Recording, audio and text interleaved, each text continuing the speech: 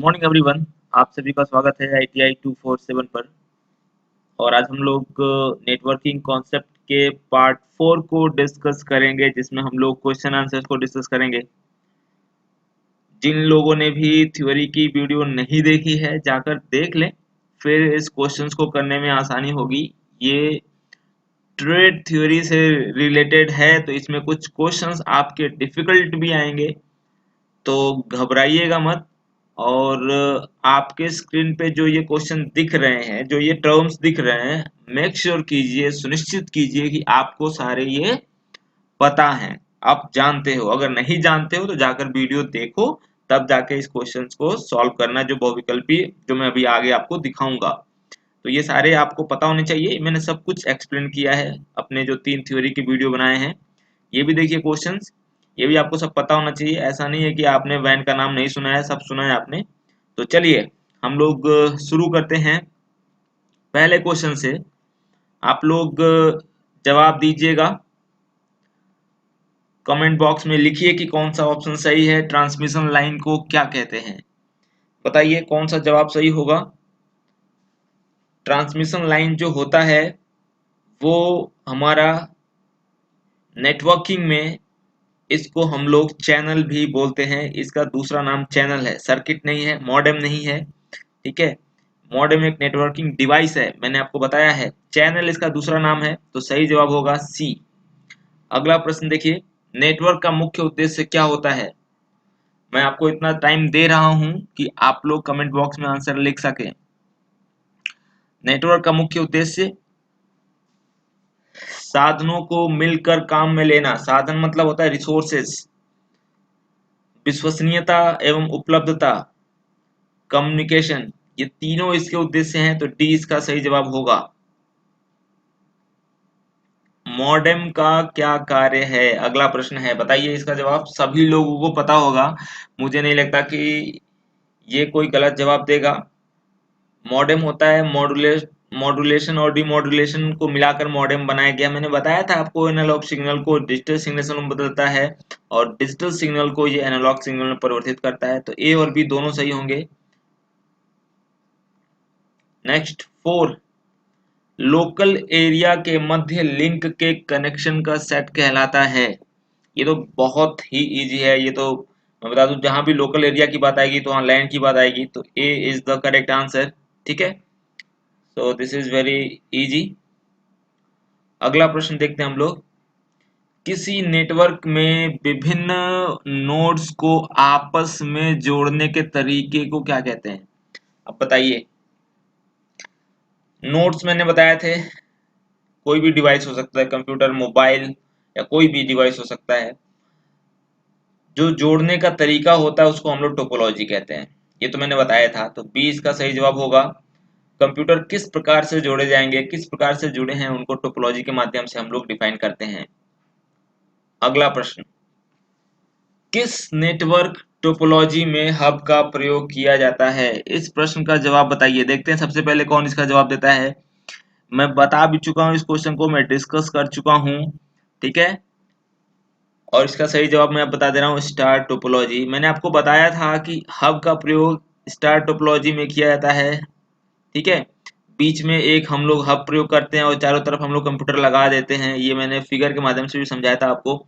जिन लोगों को समझ में नहीं आ रहा है जाकर वीडियो देखें पहले थ्योरी का, तब क्वेश्चन समझ में आएगा उनको।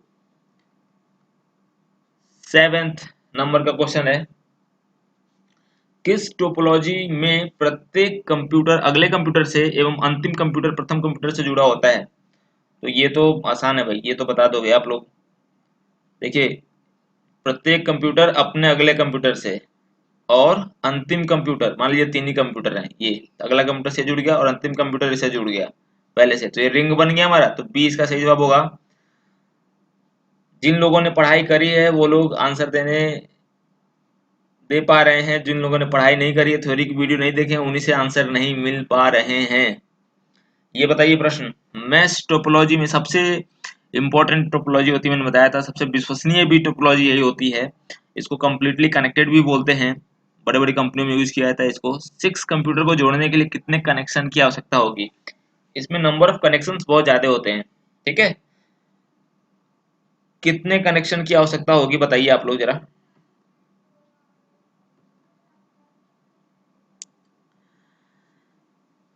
देखिए, ये क्वेश्चन थोड़ा टिपिकल है और आईटीआई में थोड़ा कंपटीशन में पूछा था। ये सीटीआई में आया हुआ क्वेश्चन है ये, ठीक है, सीटीआई के एंट्रेंस एग्जाम में आया हुआ था।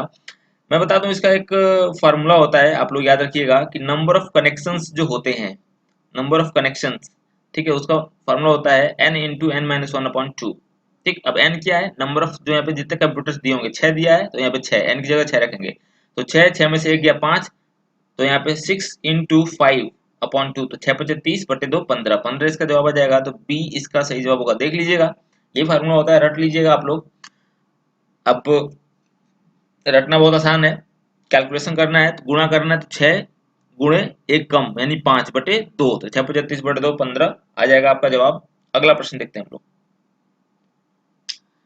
निम्न में से कौन सी टोपोलॉजी सबसे अधिक विश्वसनीय है? मैंने अभी बताया सबसे अधिक विश्वसनीय जो टोपोलॉजी होती है वो मैश होती है, दैट इज, क्या नाम है उसका एक और मैश टोपोलॉजी का और नाम बताइए?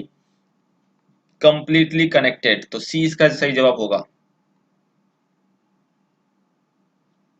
अगला प्रश्न, निम्न में से कौन सी टोपोलॉजी में कोलिजन की समस्या होती है? कोलिजन क्या होता है, अब इस प्रश्न के माध्यम से हम लोग समझते हैं, ठीक है।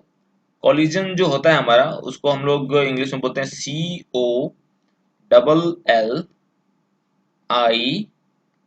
COLLISION। अब ये कोलिजन होता क्या है, इसको हिंदी में बोलते हैं हम लोग टकराव, ठीक है। जब भी दो कंप्यूटर एक टाइम पे मैसेज भेजते हैं तो वहां पे कोलिजन होता है, टकराव होता है, ठीक है। जब भी दो कंप्यूटर एक ही टाइम पे कोई मैसेज भेजते हैं, अब देखिए बस टोपोलॉजी होती है, इसमें सबसे ज्यादा समस्या होती है, कैसे होती है मैं बता दे रहा हूँ, इसका सही जवाब ये होगा। बस टोपोलॉजी में एक ही तार के माध्यम से सारे कंप्यूटर जुड़े होते हैं। अब देखिए, एक ही तार है बस, यहाँ पे एक कंप्यूटर जुड़ा है, यहाँ पे एक कंप्यूटर जुड़ा है, एक ही तार से जुड़े हैं सब सब, ये एक ही तार है, और कॉमन तार कौन सा है, इसी को लीनियर वायर बोलते हैं, ये वाला वायर। अब मान लीजिए ये मैसेज यहाँ से सेंड करता है, तो अब ये वायर पे जाता है, तो ये कहीं भी जा सकता है। समझ में आ रही बात, किसी भी कंप्यूटर पे जा सकता है, जरूरी नहीं, इसका कोई पाथ नहीं होता है कि हाँ इसी को जाएगा उसी को जाएगा। और इसमें वायर एक होता है, कनेक्शन बहुत होते हैं, तो इसीलिए यहाँ पे बहुत ज्यादा कोलिजन होता है। रिंग का जो होता है, देखें यहाँ पे रिंग का अलग होता है, इसमें सबसे कम कोलिजन होता है। कैसे, देखिए यहाँ पे, अगर ये यहाँ से मैसेज भेजता है तो यहाँ पे प्राप्तकर्ता कितने हैं, बहुत ज्यादा, कहीं भी जा सकता है ये। लेकिन यहाँ से अगर ये मैसेज भेजता है तो या तो ये इधर को भेजेगा, इधर को भेजेगा तो भी एक ही कंप्यूटर मिलेगा, और अगर इधर को भेजेगा तो भी एक ही कंप्यूटर मिलेगा। बात आ रही समझ में? ठीक है, तो इधर इसमें कोलिजन सबसे कम होता है, ठीक। और सबसे ज्यादा कोलिजन किस में होता है, बस में। हालांकि होता है स्टार में भी होता है कोलिजन, और लेकिन कम होता है स्टार में, सबसे कम रिंग में होता है, सबसे ज्यादा बस में होता है। तो ये बस याद रखिएगा ये लोग।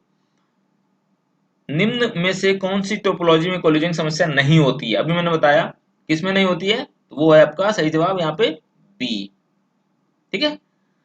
अब कोलिजन की समस्या बस में तो होती है सबसे ज्यादा, स्टार में भी थोड़ी बहुत होती है लेकिन उतनी नहीं होती, ठीक है, जितनी बस में होती है। अगला जवाब, अगला प्रश्न, निम्न में से कौन सा प्रोटोकॉल ईमेल भेजने में आता है? जल्दी से जवाब दीजिए, जल्दी से जवाब दीजिए। इसका सही जवाब है इसका SMTP, simple mail transfer protocol, तो बी इसका सही जवाब है।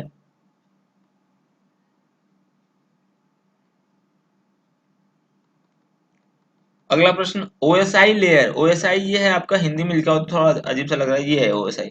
OSI लेयर में, OSI मॉडल में राउटिंग का कार्य कौन सी लेयर करती है? मैं बता चुका हूँ, ये तो मेरे नोट्स का ही क्वेश्चन है। इसका जो राउटिंग का जो काम करती है वो लेयर, वो नेटवर्क लेयर करती है, तो बी इसका सही जवाब है। जिन लोगों ने नोट्स अच्छे से हमारे वीडियो देखे होंगे थ्योरी के, वो जवाब दे पा रहे होंगे। किस माध्यम की कीमत सर्वाधिक होती है? सबसे महंगा कौन सा होता है ये पूछा जा रहा है।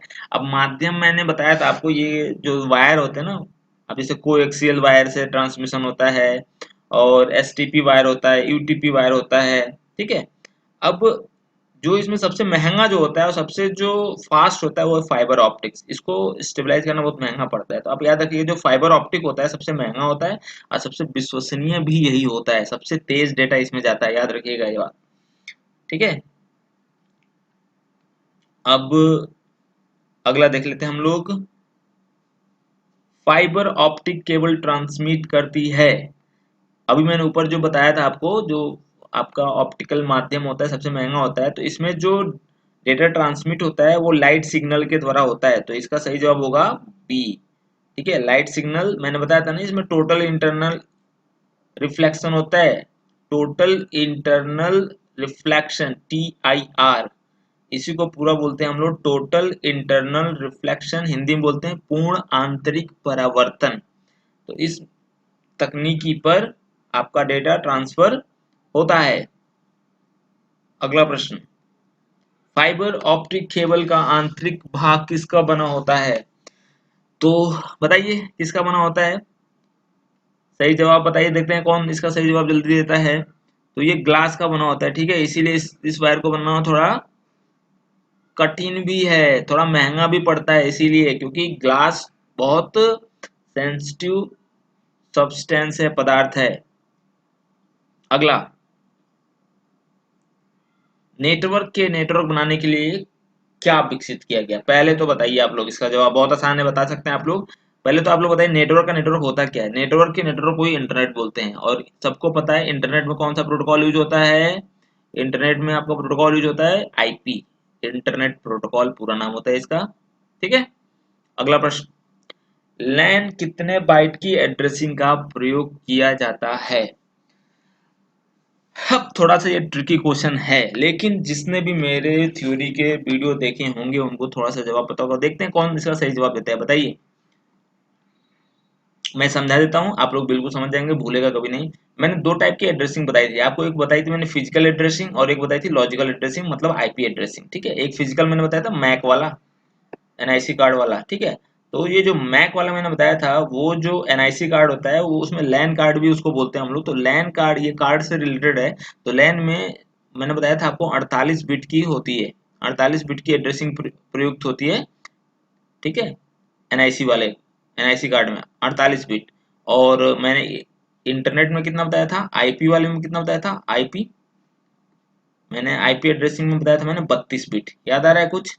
उसमें मैंने बताया था 32 बिट, ये भी महत्वपूर्ण है, वहां पे 32 बिट का प्रयोग होता है एड्रेसिंग। ठीक है, और मैंने आपको ये भी बताया था कि ये जो 32 बिट है वो 4 ब्लॉक में सेगमेंटेड होता है, बटा होता है, और हर एक ब्लॉक को डॉट के माध्यम से सेपरेट करते हैं। ये क्वेश्चन पूछा जा चुका है आईटीआई के एग्जाम में, कि आईपी एड्रेस का जो एड्रेस होता है, उसके जो एड्रेस ब्लॉक होते हैं उनको किस चिन्ह के द्वारा सेपरेट करते हैं, तो आंसर था डॉट, याद रखिएगा। ठीक है, और इसमें 32 बिट की एड्रेसिंग होती है, इसमें 48 बिट की। तो आसान, अब तो आसान हो गया भैया। लैन में 48 बिट, तो 48 बिट को बाइट, इसमें पूछ रहा है बाइट, तो बाइट नहीं है, बाइट है, वो है बाइट। अब बाइट को, बिट को बाइट में कन्वर्ट करना है, तो आपको पता है कि एक बाइट में कितना बराबर होता है, 8 बिट होते हैं, 8 बिट होते हैं भाई। तो इसको 8 से क्या कर दोगे, भाग दे दोगे, तो बाइट निकल जाएगा आपका। तो 8 से भाग दो, तो 8 छक्के 48, मतलब 6 बाइट का। ठीक है, तो सी इसका सही जवाब होगा। अगला प्रश्न, एक मशीन से दूसरे मशीन पर फाइल ट्रांसफर करने का कौन सा प्रोटोकॉल काम में आता है? बताइए इसका सही जवाब क्या होगा? मैं चाहता हूं कि सभी लोग इसका सही जवाब दें। HTTP, TCP/IP, UDP और IP। देखिए इसमें से कोई भी जवाब सही नहीं है, सब गलत है ये। ठीक है, इसमें सही जवाब दिया ही नहीं है। एक मशीन से दूसरे मशीन पर फाइल, मैंने बताया था आपको, फाइल ट्रांसफर करने के लिए एक प्रोटोकॉल यूज होता है, उसका नाम है FTP। ठीक है, जिनने भी ये क्वेश्चन बनाया है उन्होंने ध्यान नहीं दिया होगा, टाइपिंग एरर हो गया। FTP ये इसका जो है आपका प्रोटोकॉल होता है। तो आप इस ऑप्शन को चेंज करके, मान लीजिए किसी भी एक ऑप्शन को चेंज कर दीजिए, मान लीजिए बी है, ठीक है, इस बी ऑप्शन को चेंज कर दीजिए और यहाँ पे लिख दीजिए FTP। ठीक है, तो FTP जो प्रोटोकॉल होता है वो फाइल ट्रांसफर करने के लिए प्रयुक्त होता है। ये भी क्वेश्चन आ चुका है आईटीआई के एग्जाम में, बहुत इंपॉर्टेंट है ये। ठीक है, अगला प्रश्न देख लेते हैं हम लोग, 20वां। www पर वेब पेज को सर्च करने में कौन सा प्रोटोकॉल प्रयोग किया जाता है? देखिए वेब पेज को सर्च करने के लिए आप देखिए यहाँ पे ऑप्शन दिया हुआ है FTP, TCP, IP और HTTP। वेब पेज को सर्च करने के लिए हम लोग ये प्रोटोकॉल यूज करते हैं, हाइपर टेक्स्ट ट्रांसफर प्रोटोकॉल। तो बी इसका सही जवाब होगा। ठीक है, अगला प्रश्न आपके स्क्रीन पर है, आप पढ़िए और इसको बताइए। एक डिवाइस है जो पैकेट्स को उनमें शामिल राइटिंग इंफॉर्मेशन की प्रोसेसिंग के द्वारा नेटवर्क के मध्य फॉरवर्ड करती है। राइटिंग इंफॉर्मेशन नहीं होगा, यहाँ पे गलत टाइपिंग है ये, यहाँ पे होगा राउटिंग। ठीक है, राउटिंग। ठीक है, ई की जगह ऊ कर लीजिए। ठीक है, राउटिंग, राउटिंग ये होता है। ठीक है, राउटिंग इंफॉर्मेशन मैंने आपको बताया था भैया, राउटिंग इंफॉर्मेशन कौन यूज करता है? राउटर यूज करता है। ठीक है, एक नेटवर्क से दूसरे नेटवर्क में डेटा भेजने के लिए राउटर का प्रयोग किया जाता है, और ये राउटिंग इंफॉर्मेशन, इनके पास एक राउटिंग टेबल होती है, उसी में से राउटिंग इंफॉर्मेशन लेकर ये लोग डेटा को पैकेट्स के रूप में ट्रांसफर करते हैं। तो सी इज द करेक्ट आंसर। 22 प्रश्न को पढ़िए। एक सिस्टम द्वारा इस्तेमाल की जाने वाली प्रोटोकॉल्स की लिस्ट प्रति लेयर एक प्रोटोकॉल कहलाती है। इसका सही जवाब बताइए। अब देखिए, ये थोड़ा सा रखने वाला है। देखिए, इसमें क्या होता है, जो भी प्रोटोकॉल्स की जो लिस्ट होती है, जो प्रोटोकॉल की लिस्ट होती है, उसको हम लोग बोलते हैं प्रोटोकॉल स्टैक। ठीक है, प्रोटोकॉल स्टैक। ठीक है, प्रोटोकॉल की स्पेलिंग तो पता ही होगी आपको, और स्टैक की स्पेलिंग बता रहा हूँ, STACK, स्टैक। ये क्या होता है प्रोटोकॉल स्टैक? जितने भी प्रोटोकॉल्स होते हैं लेयर्स पे ट्रांसपोर्ट होने वाली, ठीक है, उनका एक लिस्ट होता है ये। अगला प्रश्न, कंप्यूटर को इंटरनेट से जोड़ने के लिए निम्न में से किस से कनेक्ट करना पड़ता है? एक शब्द होता है, मैं आपको बता दूं, इंटरनेट सर्विस प्रोवाइडर। जब आप इंटरनेट चैप्टर पढ़ेंगे तो उसमें आपको ये आएगा, इंटरनेट सर्विस प्रोवाइडर। इसको फुल फॉर्म बोलते, इसको शॉर्ट फॉर्म में बोलते हैं ISP। ITI में इसका पूरा नाम पूछा जा चुका है, ISP का पूरा नाम क्या होता है? तो ISP का पूरा नाम होता है इंटरनेट सर्विस प्रोवाइडर। ये भारत में बहुत सारे ISP हैं, तो ये लोग क्या करते हैं, जैसे जियो एक ISP बन गया है, तो जियो ये क्या करते हैं कि छोटे छोटे वेंडर्स जो होते हैं उनको क्या करते हैं, इंटरनेट को किराए पे देते हैं, और वहां से जैसे छोटे छोटे कौन, जैसे आपका आपका हो गया, जैसे मान लीजिए कि BSNL हो गया, आपका वोडाफोन हो गया, आपका आइडिया हो गया, ये लोग क्या करते हैं, नेट इनसे पूरा खरीद लेते हैं और वो ग्राहकों को बेचते हैं। ठीक है, तो इंटरनेट सर्विस प्रोवाइडर इंटरनेट को जोड़ने के लिए प्रयुक्त होता है। अगला 24, 24 था, 25 था, 23 था ना वो तो। हाँ, अगला ये, लोकल टेलीफोन नेटवर्क के तारों पर डिजिटल डेटा ट्रांसमीटिंग के द्वारा इंटरनेट एक्सेस प्रदान किया जाने वाला नेटवर्क निम्न में से किसके द्वारा उपलब्ध कराया जाता है? देखिए, टेलीफोन नेटवर्क जब आया था हमारा, जब टेलीफोन का आविष्कार हुआ था, तो उनके साथ ही उन्हीं का जो जो तार जुड़ा था, उन्हीं में से क्या कर लिया गया था, एक DSL बोलते हैं इसको हम लोग, डिजिटल सब्सक्राइबर्स लाइन। ठीक है, तो इन्होंने क्या किया था, इन्हीं लाइनों में से इन्होंने क्या किया था, इंटरनेट का कनेक्शन दे दिया था। तो टेलीफोन के साथ DSL का टाई अप होकर इंटरनेट को आगे बढ़ाया गया था। तो ये बस याद रखने के लिए, डिजिटल सब्सक्राइबर्स लाइन, इन्हीं के द्वारा टेलीफोन में इंटरनेट की सुविधा प्रदान की गई थी। अगला प्रश्न देख लेते हैं,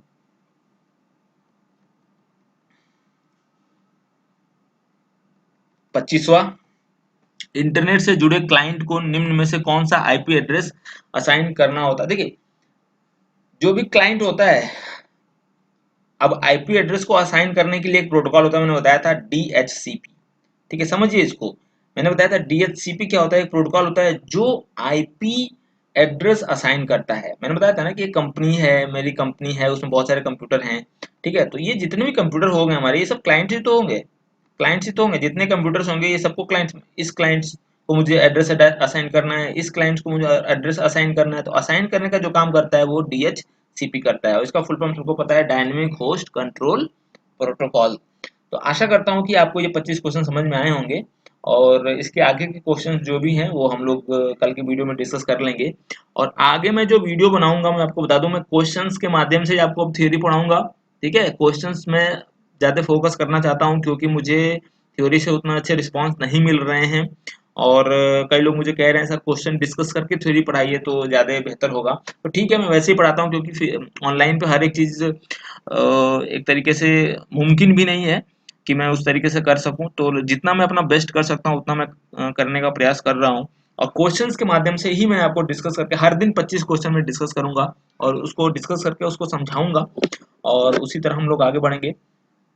तो अगर आपको मेरा ये वीडियो अच्छा लग रहा है तो आप इसको चैनल को सब्सक्राइब कर लें, बीच में जो आपको लोगो दिख रहा है, और ये हमारा जो प्लेलिस्ट है उसको देखते रहा करें, ठीक है।